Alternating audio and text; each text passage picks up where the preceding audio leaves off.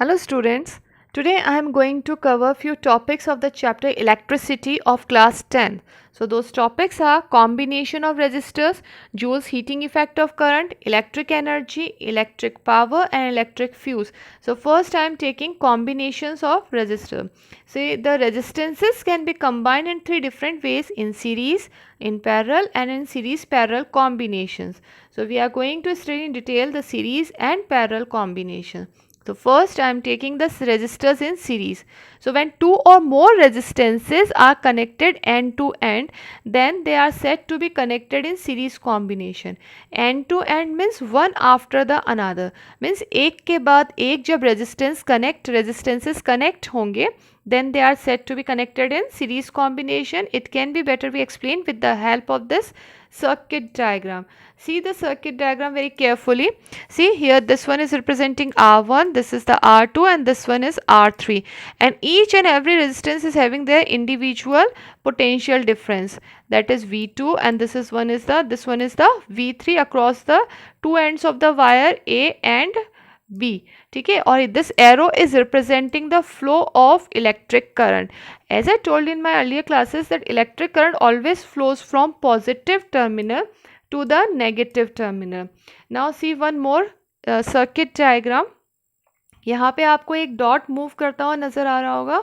ठीक है, this dot is showing the flow of electric current in the series combination, कि किस तरह से करंट फ्लो करता है वो बता रहा है.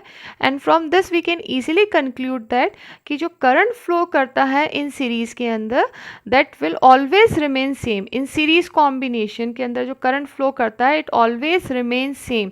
सी the same current is flowing from R1, R2 and R3. So on the basis of this we can find out the equivalent resistance for the series combination. So as I told you, the same current is flowing, passes through the resistance R1, R2 and R3, और उनके लिए potential difference जो था, that is V1, V2 and V3. So if we have to find out the total voltage or the potential across the resistors, that will be equal to the sum of the voltage across each resistor. तो उसके सम के equivalent होता है, that is V is equals to V1 plus V2 plus V3. Now as per the Ohm's law we know that V is equals to IR. V is the potential difference and I is the electric current and R represents the resistance. तो इसके basis पे we can find out the value for V1, V2 and V3. तो क्या हो गई values? V1 is equals to IR1, V2 is equals to IR2, V3 is equals to IR3. इसमें I remains same, current हमेशा same रहेगा. Now we will substitute the values for V1, V2, V3 and V in this equation. Then we will get IR is equals to IR1 plus IR2 plus IR3.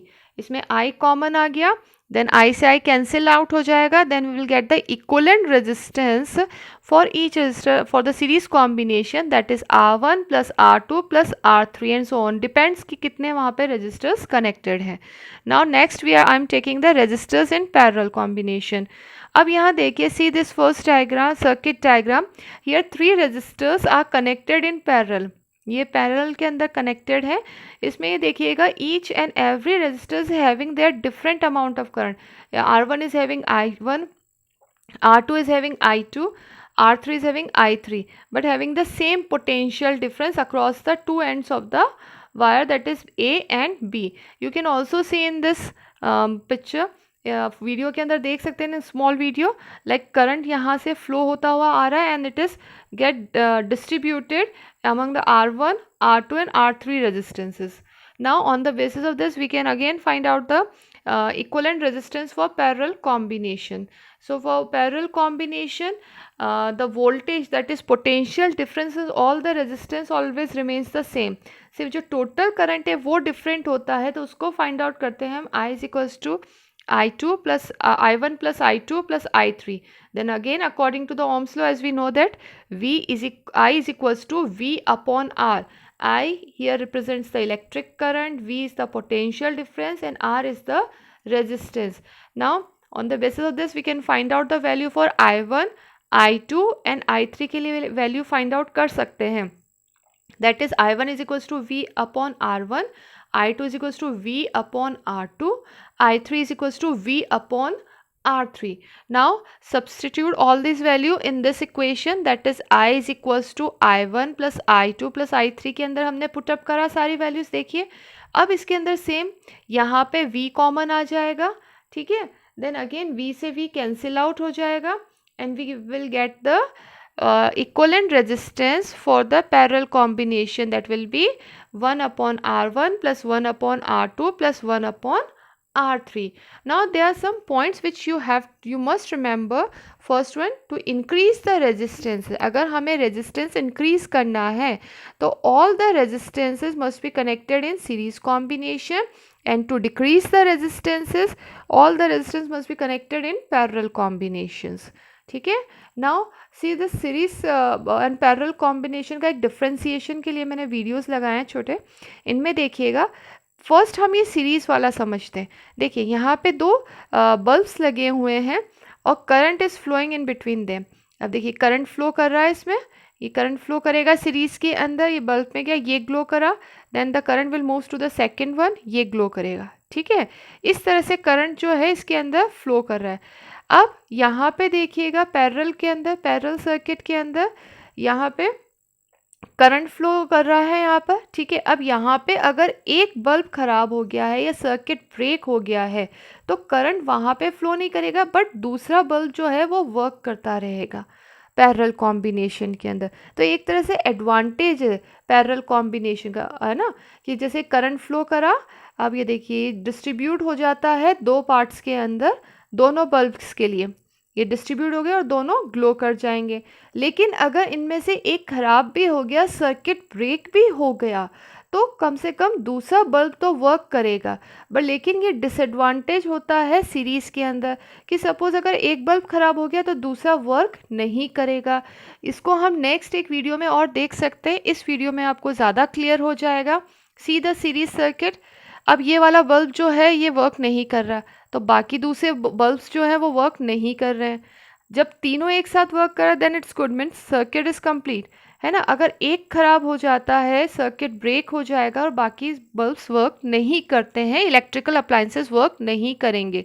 जबकि parallel combinations के अंदर क्या है, अगर एक खराब भी हो गया लेकिन उसके बावजूद भी बाकी जितने भी है other bulbs will start working, वो वर्क करते ही रहेंगे अपने, है ना। तो ये एक तरह से this one is the one of the advantage for the parallel combination, और सीरीज का ये एक डिसएडवांटेज है।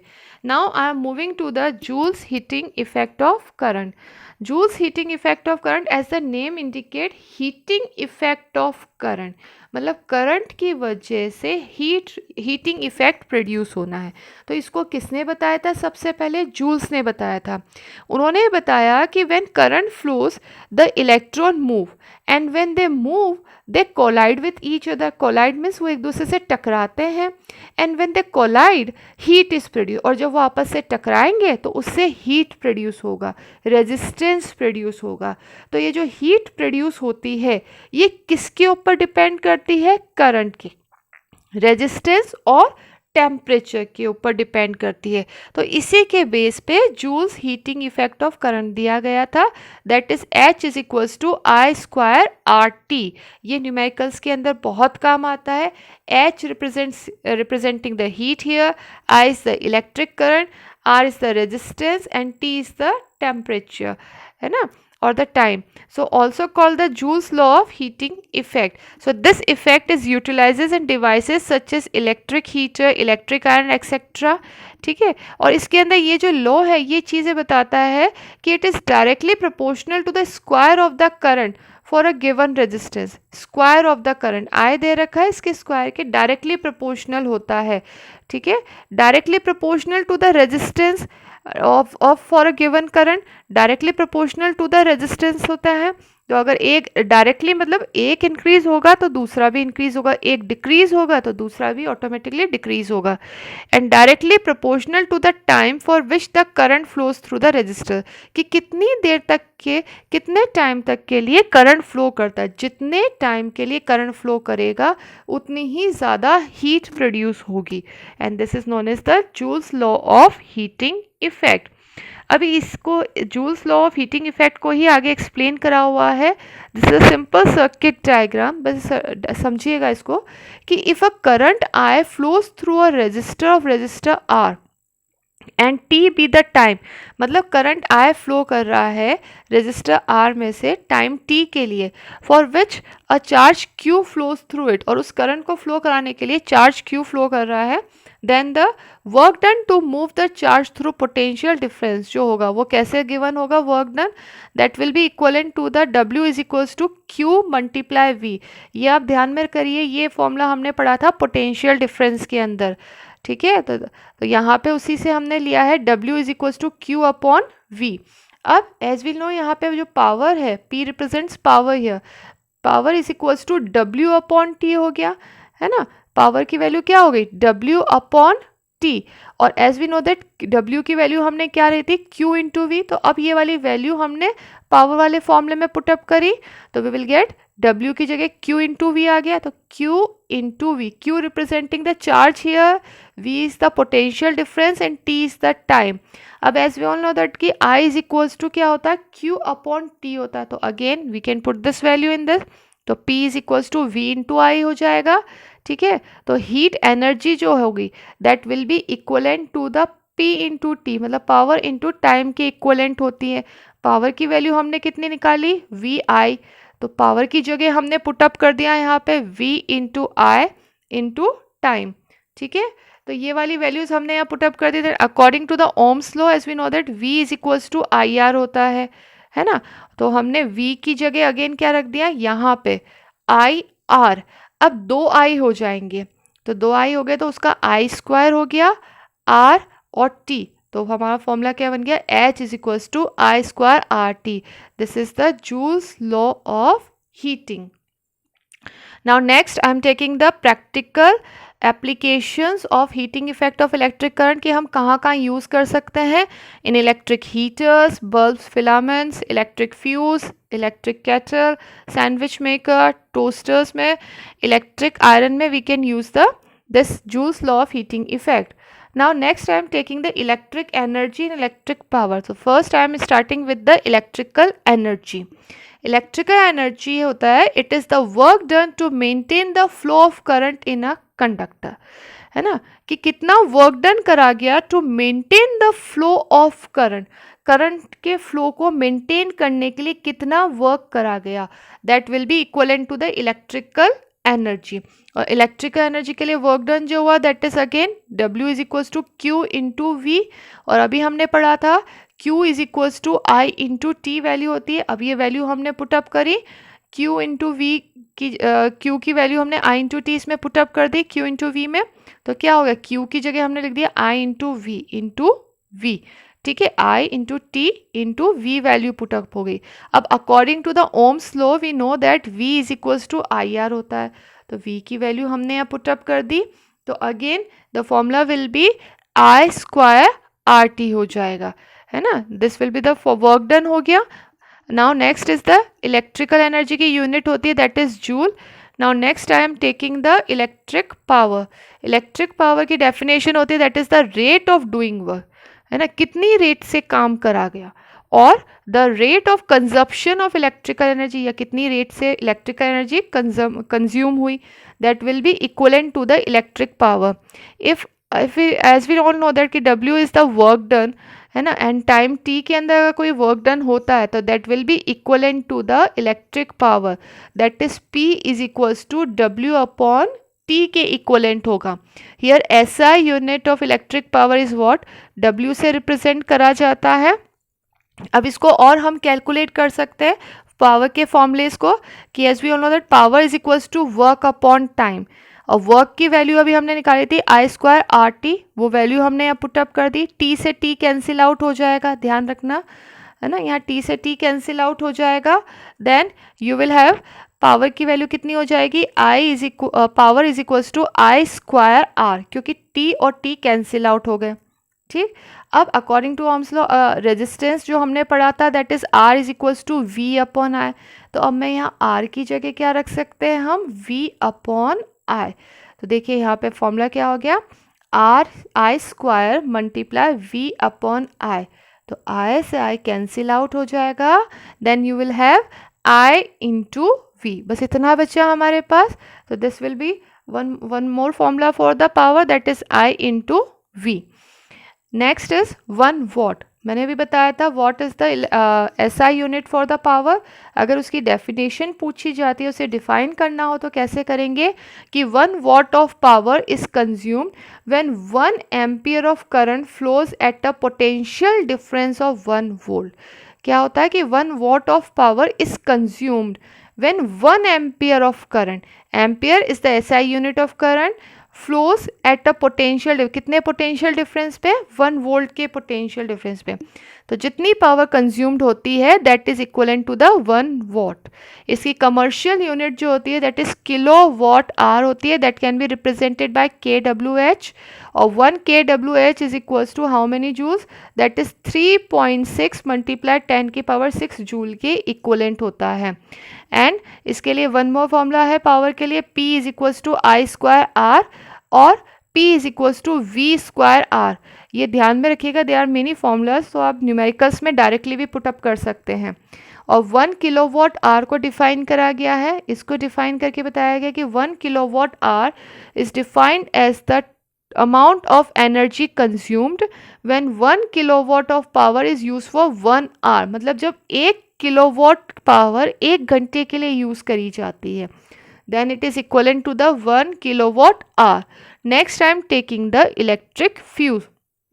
इलेक्ट्रिक फ्यूज बता रखा है कि an electric fuse an important application of heating effect of current, है ना. The working principle of fuse wire is based on the heating effect of current. सब ने फ्यूज, आप मालूम है फ्यूज घर के अंदर लगा हुआ होता है, ठीक है, हर एक उसके लिए ना. तो जो वर्किंग प्रिंसिपल है वो किसके ऊपर बेस्ड है, फ्यूज किसके प्रिंसिपल पे वर्क करता है, it works on the heating effect of electric current.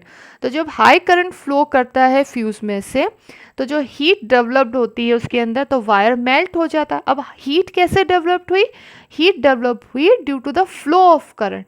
तो वही आ गया हीटिंग इफेक्ट ऑफ करंट, है ना. तो हीट डेवलप हुई, उससे जो वायर होता है फ्यूज वायर वो मेल्ट हो जाता है and it will breaks the circuit. ठीक है.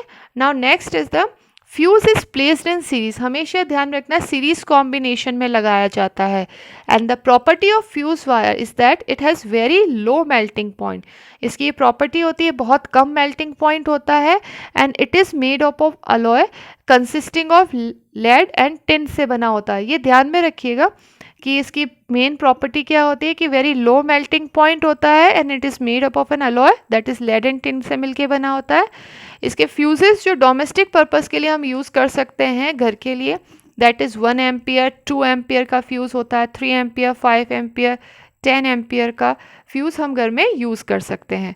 So thank you for watching this video and for complete chapter you can see the description box जहाँ पे लिंक्स गिवन है. Thank you very much.